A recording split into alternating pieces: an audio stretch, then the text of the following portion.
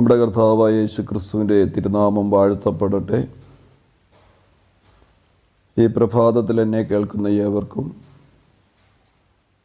ക്രിസ്തുയേശുവിൻ്റെ നാമത്തിലുള്ള എൻ്റെ സ്നേഹവന്ദനത്തെ അറിയിക്കുന്നു. Apostolic daily മനയിലൂടെ ഒരു പ്രാവശ്യം കൂടി നമുക്ക് ഒരുമിച്ചായിരിക്കുവാൻ കർത്താവ് തന്ന നല്ല സാവകാശത്തിനായിട്ട് ഞാൻ ദൈവത്തിന് നന്ദി പറയുന്നു. പാസ്റ്റർ ജിജ എബ്രഹാമിനോടുള്ള പ്രത്യേക സ്നേഹത്തെയും നന്ദിയും ക്രിസ്തുയേശുവിൽ അറിയിക്കുന്നു. പ്രഭാത ചിന്തയ്ക്ക് വേണ്ടി നമുക്കൊരു ദൈവവചനത്തിൻ്റെ ഭാഗം വായിക്കാം. മത്തായിയുടെ സുവിശേഷം 26-ാം അധ്യായം,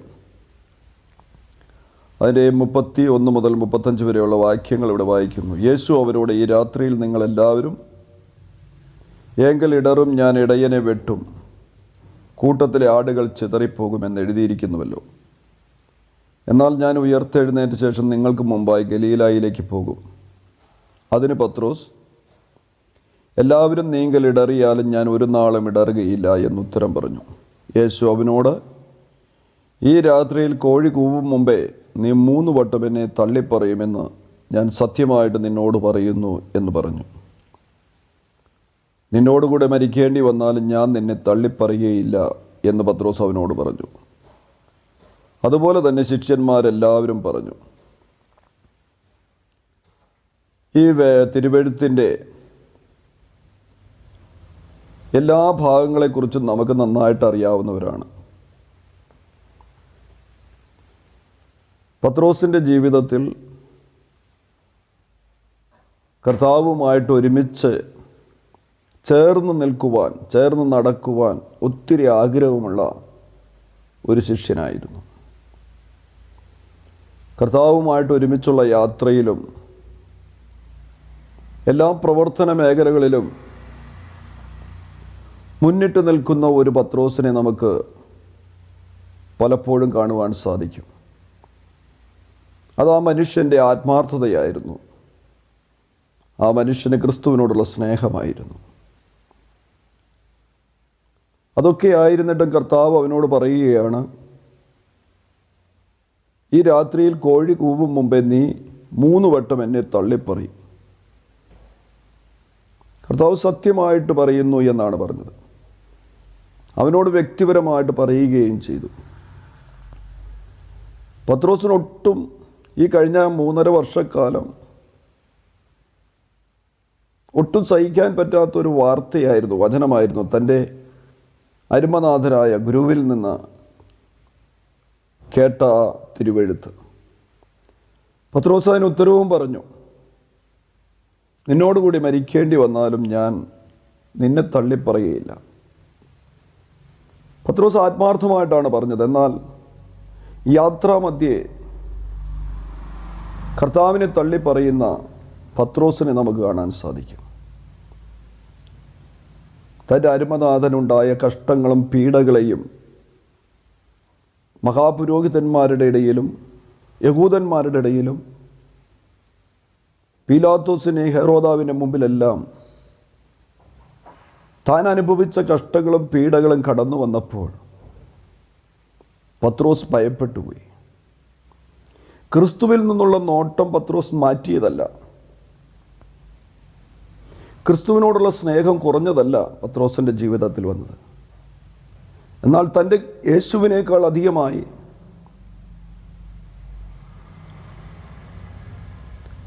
ആ കഷ്ടങ്ങളെയും പ്രയാസങ്ങളുടെയും ഇടയിലേക്ക് തൻ്റെ കണ്ണുകൾ കടന്നു ചെന്നപ്പോൾ, തൻ്റെ നോട്ടം ആ കഷ്ടങ്ങളിലേക്ക് കടന്നുപോയപ്പോൾ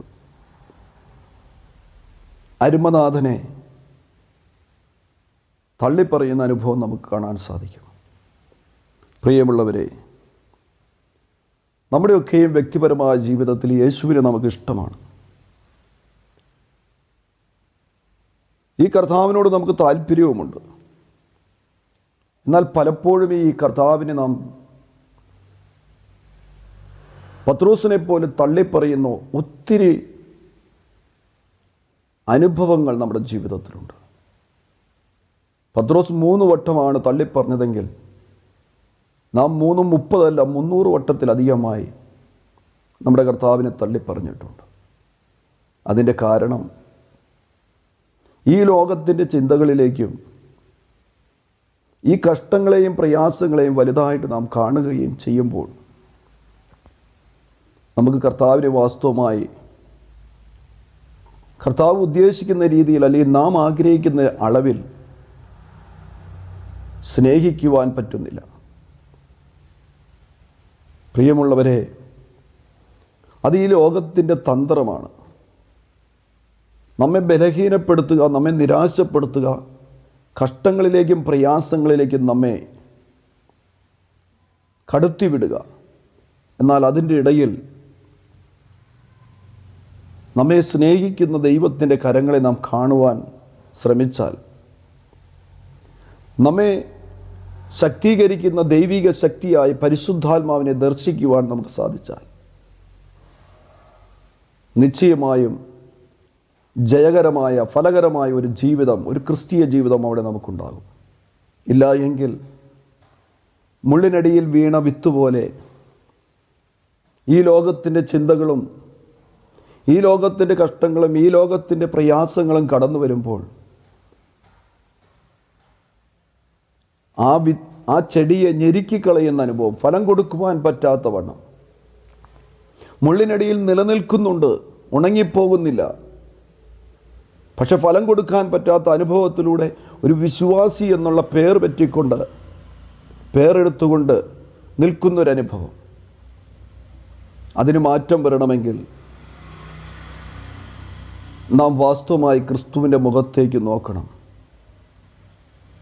നാം ക്രിസ്തുവിനെ ശ്രദ്ധിച്ചു നോക്കുവാൻ തയ്യാറാകണം. അങ്ങനെ ക്രിസ്തുവിനെ ശ്രദ്ധിച്ചു നോക്കിക്കൊണ്ട് പരിശുദ്ധാത്മാവിനാൽ നമ്മെ ശക്തീകരിക്കുന്ന ദൈവത്തിൽ ആശ്രയിച്ച് മുന്നിലേക്ക് പോയാൽ ഈ ലോകത്തിൽ കടന്നു വരുന്ന കഷ്ടങ്ങളുടെയും പ്രയാസങ്ങളുടെയും മധ്യേ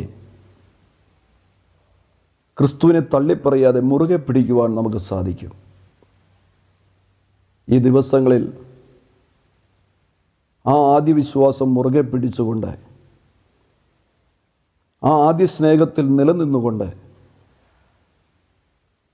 നല്ലൊരു ക്രിസ്ത്യാനിയായി തീർന്നുകൊണ്ട്, ക്രിസ്തുവിനെ പിൻപറ്റുന്നവനായി തീർന്നുകൊണ്ട് നമ്മുടെ ക്രിസ്തീയ ജീവിതത്തെ നയിക്കാം. അതിനായി സർവശക്തനായ ദൈവം നമ്മെ ഓരോരുത്തരെയും അനുഗ്രഹിക്കുമാറാകട്ടെ. ആമേൻ.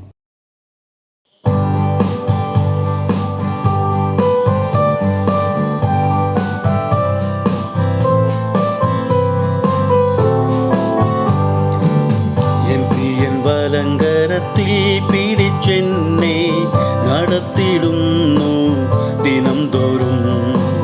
സന്തോഷവേളയെ സന്താപവേളയെ എന്നെ കൈവിടാതെ അനന്യനായി പതറുകയില്ല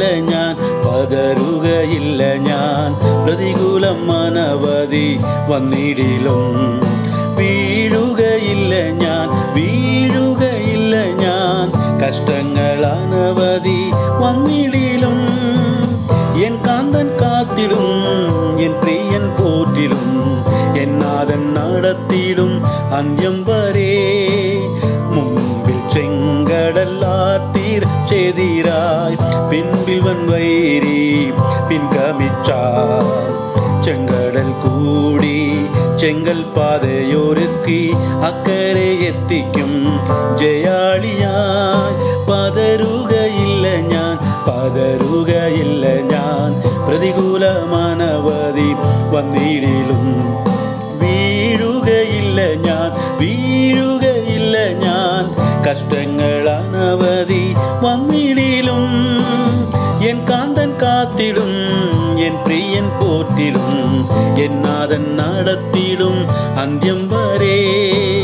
ഗർജിക്കും സിംഹങ്ങൾ വസിക്കും ഗുഹയെ ദാനിയേലെ പോലെ വീഴ്ത്തപ്പെട്ട സിംഹത്തെ സൃഷ്ടിച്ച എൻ സ്നേഹനായകൻ കൺമണി പോലെന്നെ കാത്തുകൊള്ളും.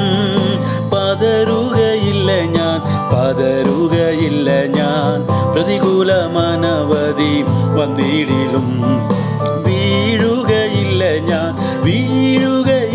ഞാൻ കഷ്ടങ്ങൾ അനവധി വന്നിടിലും എൻ കാന്തൻ കാത്തിടും, എൻ പ്രിയൻ പോറ്റിടും, എന്നാഥൻ നടത്തിടും അന്ത്യം വരെ. കേരിത്തോട്ടത്തിൽ വെള്ളം പറ്റിയാലും കാക്കയിൻ വരവ് നിന്നിടിലും. സാറാവത്തോരുക്കി ഏലിയാവൈ പോറ്റിയ എൻ പ്രിയൻ എന്നെയും പോറ്റിക്കൊള്ളും. സാറാവത്തോരുക്കി ഏലിയാവൈ പോറ്റിയ എൻ പ്രിയൻ എന്നെയും പോറ്റിക്കൊള്ളും. നല്ല ദൈവമേ, പരിശുദ്ധ പിതാവേ, ഞങ്ങൾ നന്ദിയോടെ സ്തോത്രം ചെയ്യുന്നു. അനുഗ്രഹിക്കപ്പെട്ടതായ സമയത്തിനായി നന്ദിയോടെ സ്തോത്രം ചെയ്യുകയാണ്. അത് രാവിലെ സമയത്ത് കർത്താവേ ഇടയിലും മന്നായിൽ കൂടെ വചനങ്ങളെ ശ്രമിക്കുന്ന എല്ലാവരെയും കർത്താവിൻ്റെ കരങ്ങളിലേക്ക് ഏൽപ്പിച്ച് പ്രാർത്ഥിക്കുന്നു. ഇന്നത് രാവിലെ സമയത്ത് കർത്താവിൻ്റെ ദാസൻ ജോണി പാസ്റ്റർ കൂടെ ഹാലലൂയ പത്രോസിൻ്റെ ജീവിതത്തെക്കുറിച്ച്, പിന്മാറ്റത്തെക്കുറിച്ച്, കർത്താവ് മടങ്ങി വരവിനെക്കുറിച്ചൊക്കെ കർത്താവ് ഹാലലൂയ ഹാലയിൽ സംസാരിച്ച വൻ കൃപയ്ക്കായി നന്ദിയോടെ സ്തോത്രം ചെയ്യുന്നു. ഞങ്ങളുടെ ജീവിതത്തിൽ അത് തുലനം ചെയ്യുവാൻ, ഞങ്ങളുടെ ജീവിതത്തിൽ അനുഗ്രഹമായി തീരുവാൻ എൻ്റെ കർത്താവ് സഹായിക്കുന്ന വൻ കൃപയ്ക്കായി നന്ദിയോടെ സ്തോത്രം ചെയ്യുകയാണ്. ഹാലലൂയ കർത്താവേ, പാടുവാൻ എൻ്റെ കർത്താവേ ഹാലലി കർത്താവിൻ്റെ ദാസൻ്റെ ആയതിനെ കർത്താവ് ബലപ്പെടുത്തി വൻ കൃപയ്ക്കായി സ്തോത്രം ചെയ്യുന്നു. എല്ലാ നിലം കർത്താവ് അനുഗ്രഹിക്കുന്ന ദൈവത്തിൻ്റെ കൃപയ്ക്കായി സ്തോത്രം. അത് രാവിലെ സമയത്ത് കർത്താവ് അല്പസം വേർപെട്ട് ദൈവത്തിന് ശ്രദ്ധിപ്പാൻ എൻ്റെ കർത്താവേ തൻ്റെ മക്കളെ അമ്മേൻ ഹല്ലേലൂയ കർത്താവ് ബലപ്പെടുത്തി വൻ കൃപയ്ക്കായി സ്തോത്രം. യേശു ക്രിസ്തുവിൻ്റെ നാമത്തിൽ തന്നെ ആമേൻ.